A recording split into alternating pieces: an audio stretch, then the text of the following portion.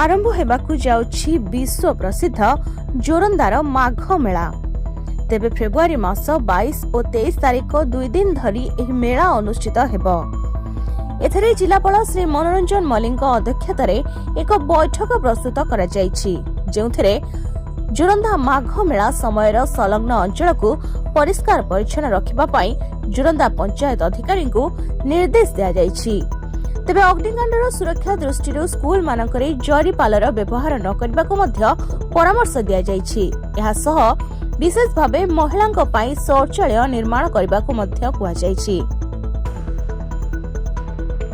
तेबे जोरंदा पाखरे थिबा समस्त कुआ पोखरी आदि को विशोधन करबा सहित रास्ता घाट रे ब्लीचिंग पकाई परिवेश को स्वास्थ्यकर रखिबा को मध्य कुआ जायछि।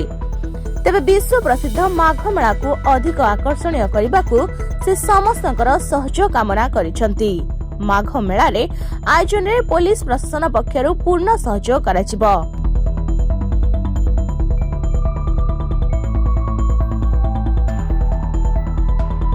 कटकरू अरूप सामल का रिपोर्ट, दिनलिपि लाइव।